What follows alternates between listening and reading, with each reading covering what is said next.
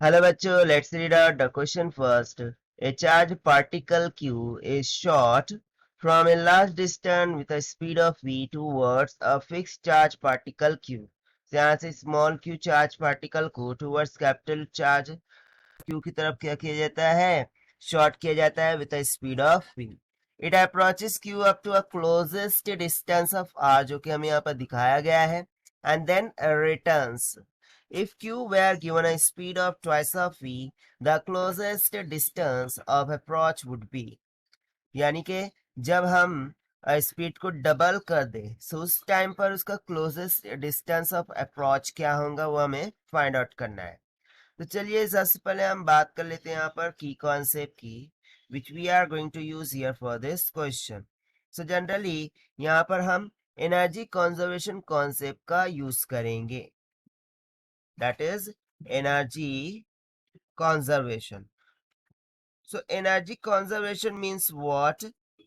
जो initial potential energy plus initial kinetic energy ये किसके इक्वल हो जाएंगी? Final potential energy plus final kinetic energy की।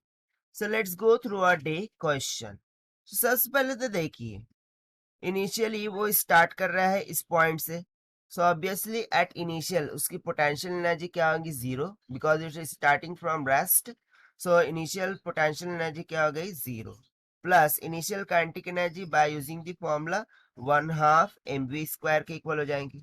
This should be equals to after reaching to this point, ठीक है, and returning back obviously it will have some potential energy at final state और वो electrostatic के form में हो गई। सो वो क्या हो जाएंगी? उसका फॉर्मूला हम जानते हैं के Q divided by the distance between the initial to final position that is R, ठीक है, प्लस ना see after reaching to this point यानी कि क्यू पॉइंट पे पहुंचने के बाद वो रिटर्न हो रहा है, यानी कि जब क्यू पर होगा तो उस टाइम पर उसकी वेलोसिटी क्या हो जाएंगी? जीरो। तो यदि मैं हाफ mv² में जीरो पुट कर दूं तो ये क्या हो जाएगा? जीरो हो जाएगा। सो फाइनल कंडीशन में जो काइनेटिक एनर्जी होंगी उसकी क्या होंगी? जीरो के इक्वल होगी।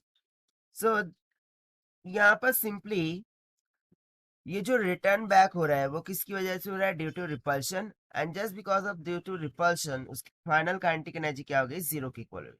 सो यदि मैं यहाँ पर देखूं सो मुझे क्या मिल जाएगा?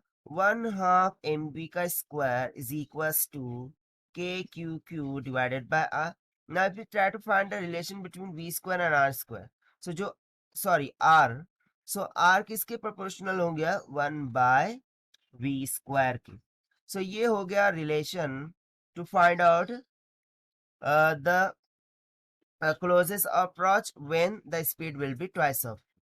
सो सिंपली हम यहाँ पर टू केसेस लेकर चलेंगे कि लेट्स सपोज इनिशियली वो डिस्टेंस r1 था जो कि r के इक्वल है, हमें गिवन है, और इनिशियल स्पीड को मैं मान लेता हूँ v1 जो कि v था, ठीक है।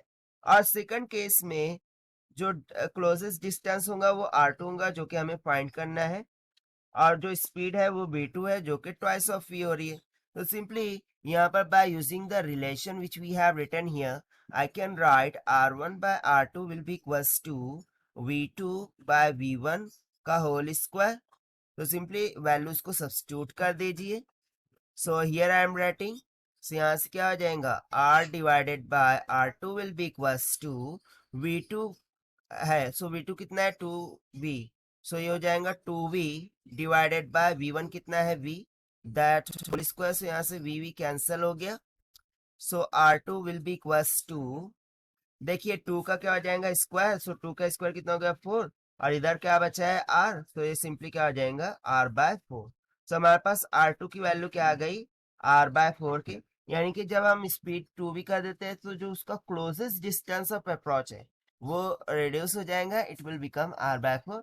सो this will be the required answer which we have found by using the energy conservation concept. Now let us take the option. So option D will become correct. So this is the required solution. I hope you understood it well. Best of luck. Thank you.